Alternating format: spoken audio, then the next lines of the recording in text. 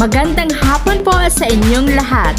Ating saksihan ang handog ng Mapagong Elementary School, ang paglulunsad ng ating project code, contactless output using devices of employees.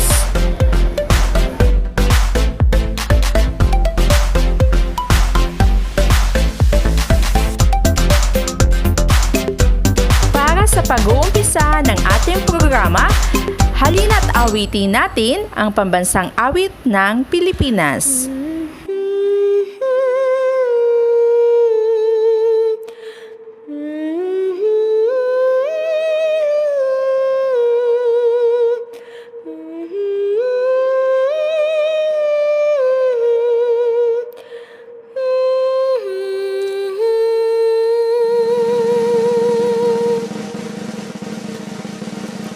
Bayang magiliw, pwelas ng silanganan, alab ng puso, sa dibdib mo'y buhay.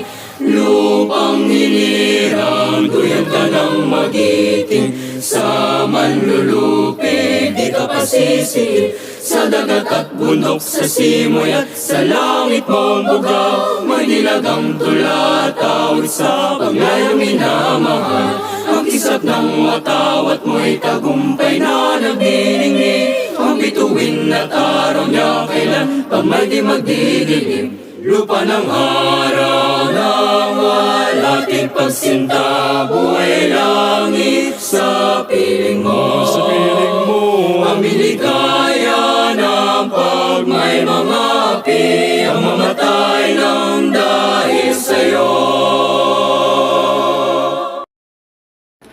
Isang panalangin ang ibibigay sa atin ng ating guro sa unang baitang, Binibining Zenaida N. Neo, at susundan ng pag-awit ng himno ng Kalamba. Aming Diyos na makapangyarihan, Hari ng mga hari, at Diyos naming lahat. Lubos po kaming nagpapasalamat sa walang hanggang pagmamahal at paggabay ninyo sa aming lahat.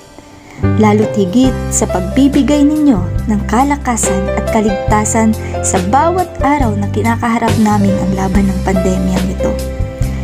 Ngayong araw na ito, Panginoon, ay muli niyo po kaming pinagbuklod. Bagamat ito'y virtual lamang, ito po'y aming pinagpapasalamat. Sa puntong ito, Panginoon, kasama ang mga guro, mga magulang at mga mag-aaral, ay aming ilulunsad ang isa na namang proyekto ng aming paaralan para sa kaligtasan ng bawat isa. Dalangin po namin, Ama, ang katagumpayan ng proyektong ito. Hindi po namin ito magagawa kung hindi dahil sa presensya ninyo. Hinihiling po namin ang inyong paggabay at patuloy na pagbibigay ng kalakasan sa bawat isa.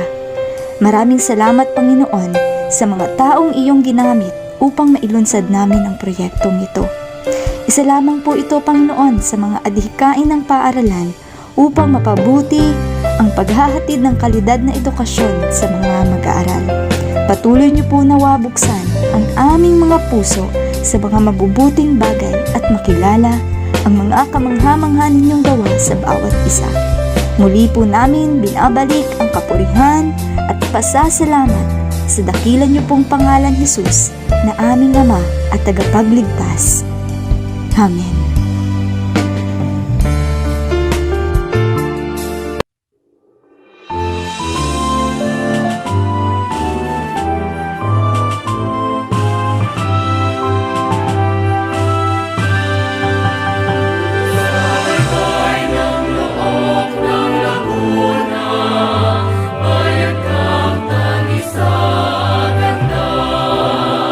Bayan ka ng mga bayan.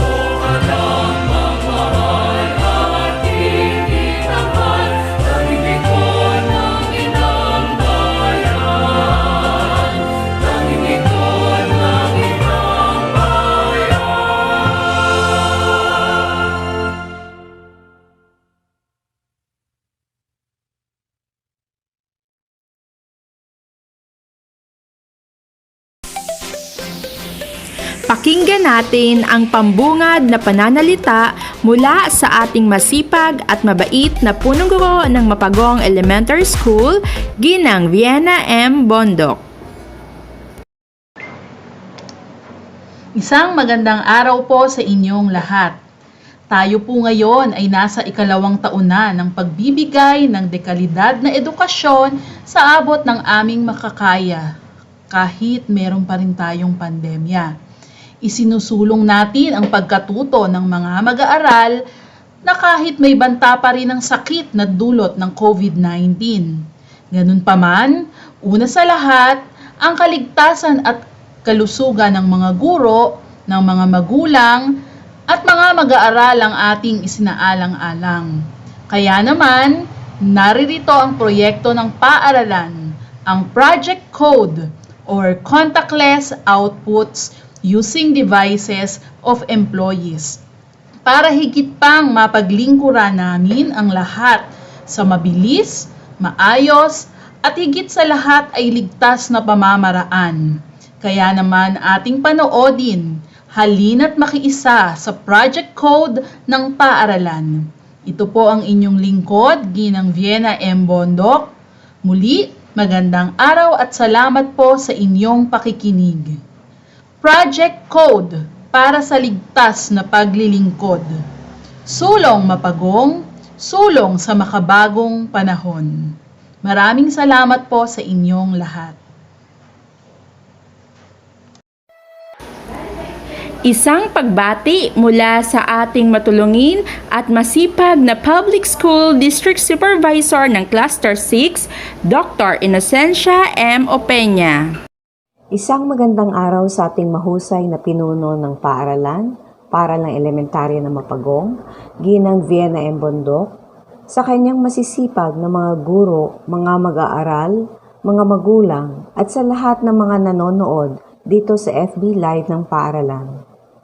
Isang makasaysayang araw para sa parang elementarya na Mapagong dahil sa araw na ito ay ating bubuksan ang isang proyekto na mangyayari sa kauna-unahang pagkakataon sa Cluster 6, ang launching ng Project Code na may kahulugang Contactless Outputs in Devices of Employees. Inaasahan natin na sa pagkakataong ito, magiging maayos at ligtas ang inyong pagpapasa ng outputs ng ating mga guro.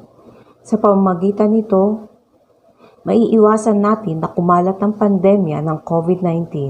Gayunpaman, hindi natin mapapabayaan ang ating gawain bilang isang guro. Kaya't ngayon pa lamang, akin na kayong binabati sa pagkakaroon ng ganitong proyekto sa inyong paaralan.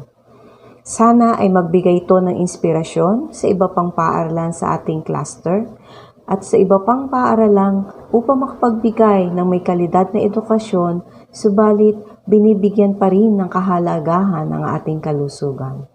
Muli, ang aking pagbati at ang hangarin nating makapagbigay ng maayos na edukasyon sa mga kalambenyo ay manatiling nag-aapoy sa ating mga puso, lalo't higit ngayong ating pinagdiriwang ang Teachers Month celebration.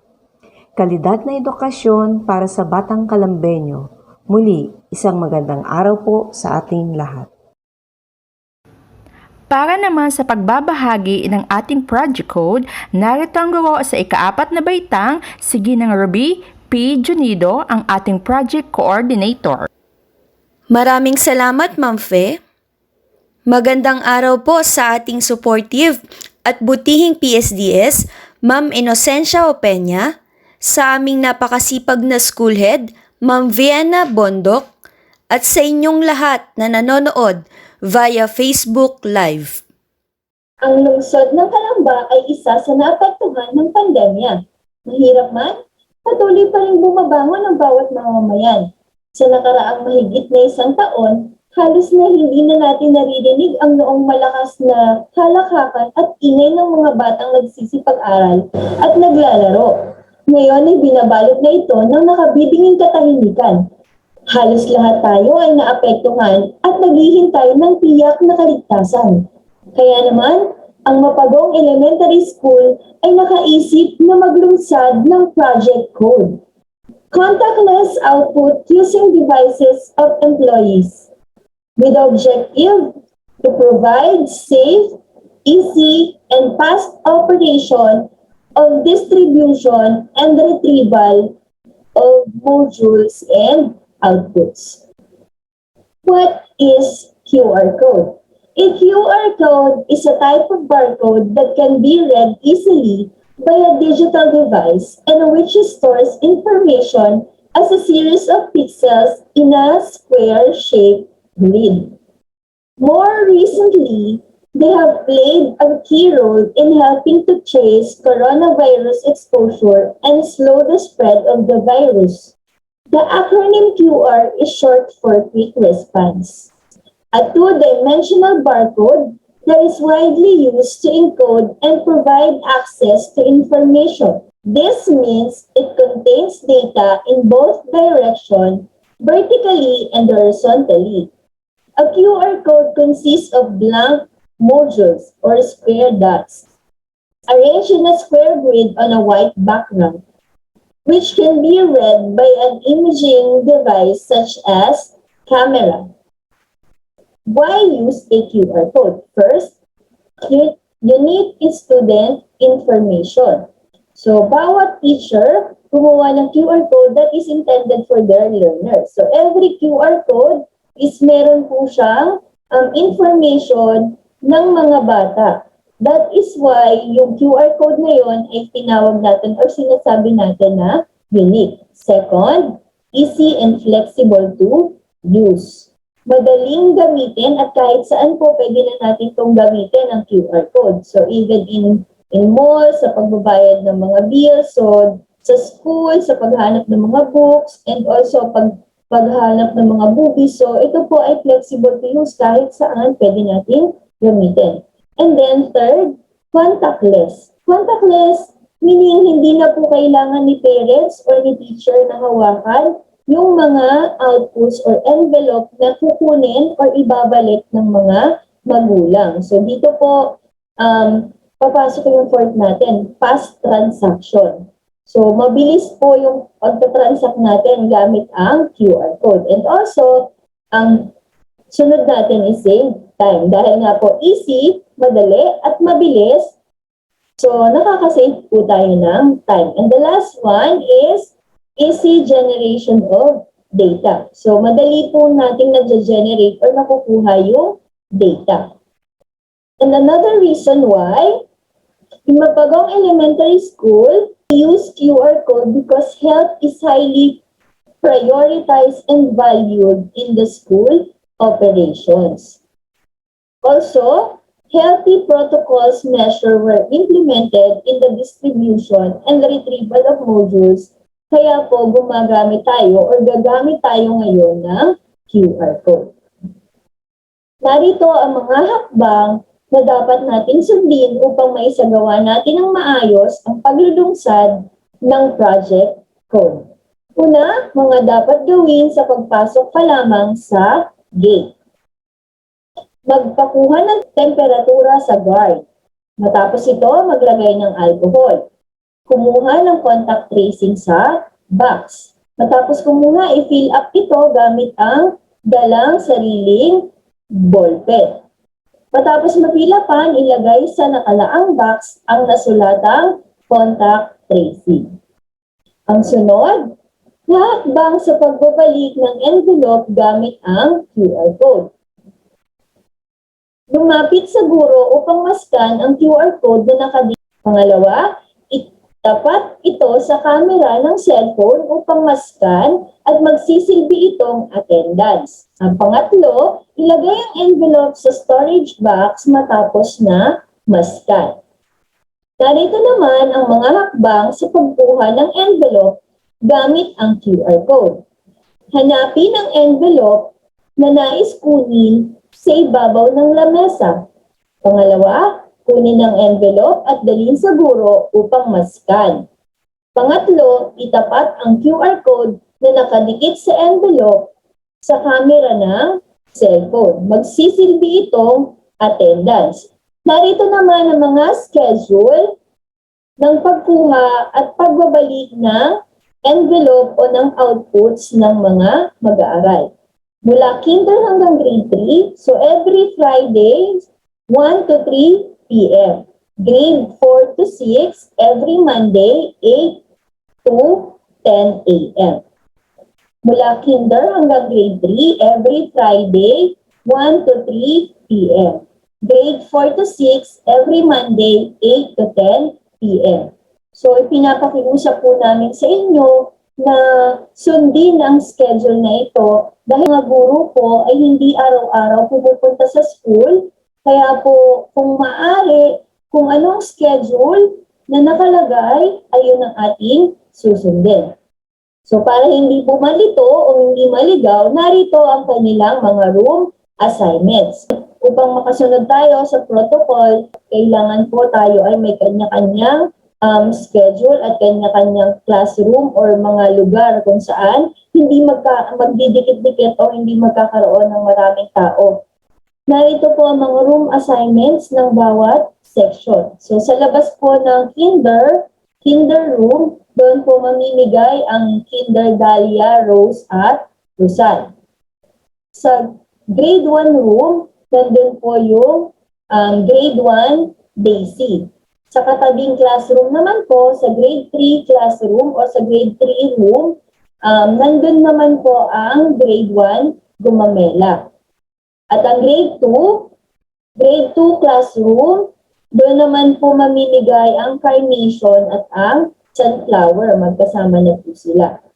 And then po, ang grade 4 room po, ang gagamit po noon ay ang grade 3 Irish at grade 3 Tulips. So, ito po ay every Friday. Ito po yung inyong titingnan at ito po yung inyong pupuntahan para po hindi tayo magkadikit-dikit. Kaya po, nag-decide po o pinagdesisyonan po ng paaralan o ng aming school head na ganito ang gawin upang tayo pong lahat ay maging safe. Hindi po tayo magkakadikit-dikit at may pakita natin na tayo ay sumusunod sa protocol ng PIE. Pagdating naman po ng Friday or ng Monday, ito po yung mga room assignments. So sa grade 4 room po, nandun po ang section orchids, grade 4 orchids at ang zinnia. Sa grade 5 room po, nandun naman po ang grade 4 white angels at ang grade 5 lotus. At ang grade 6 room po, nandun naman po ang grade 6 chrysanthemum. Maraming salamat po. Naway makatulong po sa ating lahat ang proyektong ito at maging safe ang lahat. Dahil sa Project Code, safe ang aming paglilingkod. Para sa paglulungsad ng Project Code, narito ang ilan sa mga isinagawa namin upang mapagtagumpayan ang pagsasakatuparan ng Project Code. Sulong mapagong, sulong sa makabagong panahon. Project Code Orientation.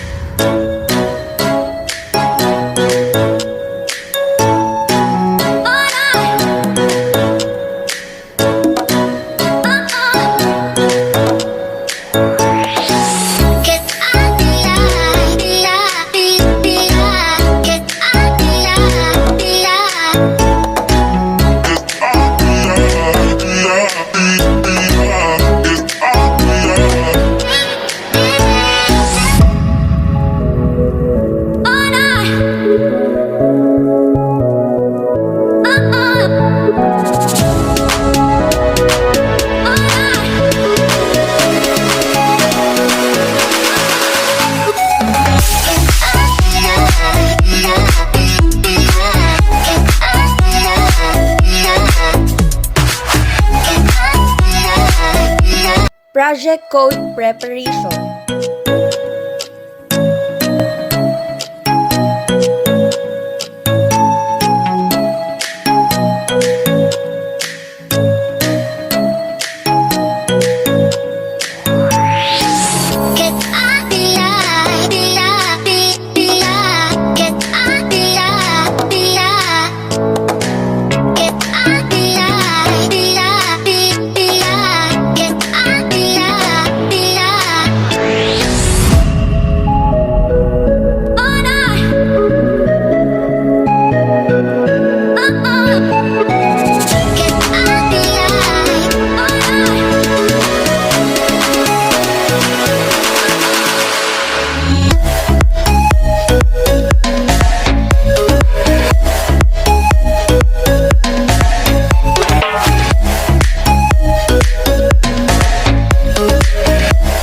Project Code Dry Run.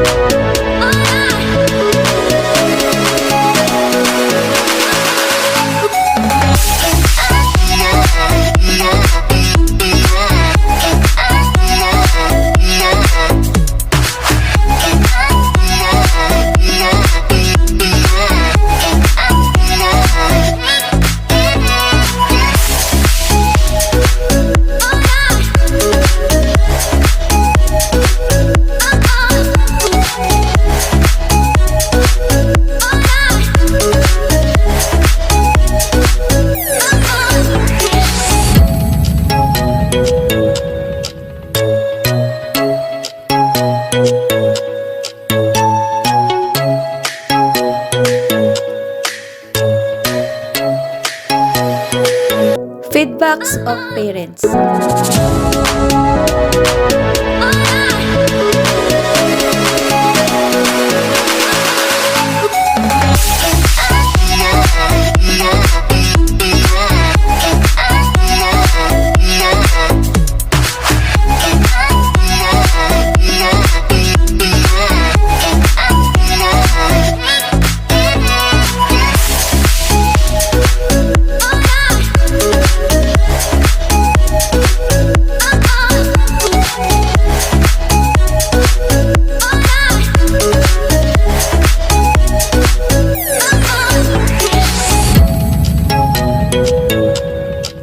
Post-conference.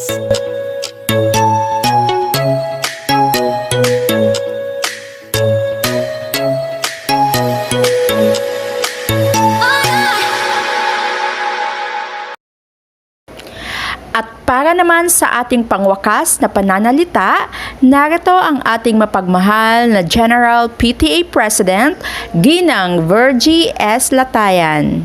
Ang mapagpalang araw po sa lahat. Bilang presidente ng GPTA ay binabati ko po ang ating paaralan, Mapagong Elementary School sa pangunguna ni Ginang Bien Bondok. Congratulations, Mapagong Elementary School sa paglalunch ng QR code. Bilang isang magulang, mapapadali po ang pagkuha at pagbalik natin ng mga modules. Safe po ito at less contact. Maraming salamat po sa nag-implement nito sa ating paaralan. Muli po, congratulations, Mapagong Elementary School.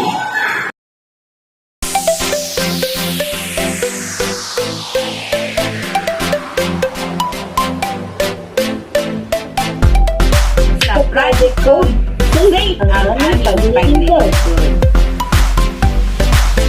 Sa Project, Project Code, Code, safe kami sa safe paglilingkod. ang aming paglilingkod. Project Code, Safe ang paglilingkod. Sa Project Code, safe ang aming paglilingkod.